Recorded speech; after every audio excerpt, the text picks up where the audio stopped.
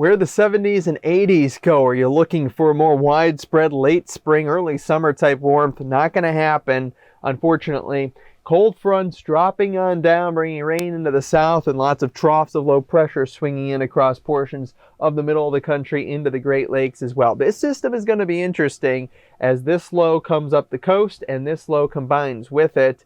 Notice here, a little bit of blue possibly mixing in. Some flakes, a little grapple at times, that is certainly possible. But as this system combines, we're going to have the cold air pushing into the east.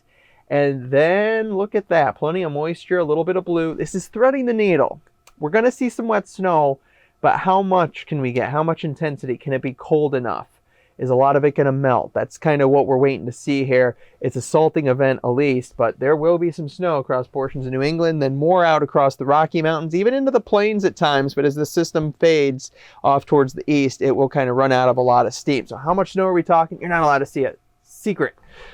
It's going to be a fairly amount, again, if everything gets threaded by the needle. If not, this is an inch or two tops probably in a lot of spots. But notice there's spots there on this model that could certainly be a half a foot of snow. We'll see. It's April. A lot can go wrong.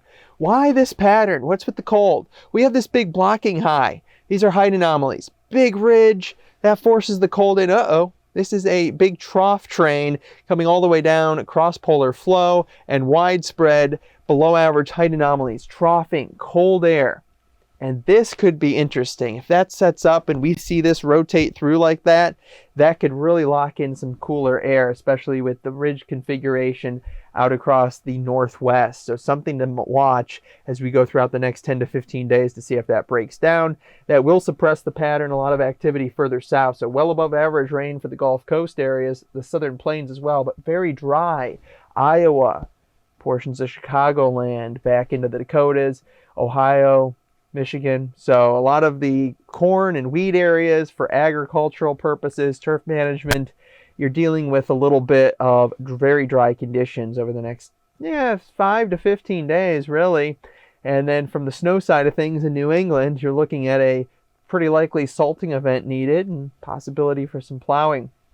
This system pushes off towards the east. Notice everything kind of dry up here pretty easily. There could be some flakes coming down even fairly south. This will be cold air locked in across the middle of the country for sure. Next system comes in. Not quite a clipper. Looks fairly organized at start for some snow. But then as it comes eastward again, it runs into dry air. You're not going to see much rain across any of the middle of the country here. And it might try to get its act together a little bit more east. It's not going to be anything too impactful as it looks like. I wouldn't even say that that's probably going to be snow at this point, kind of far out.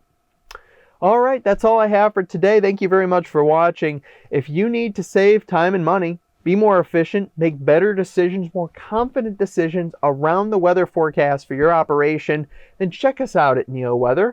We'll be happy to chat and be able to help you out as well.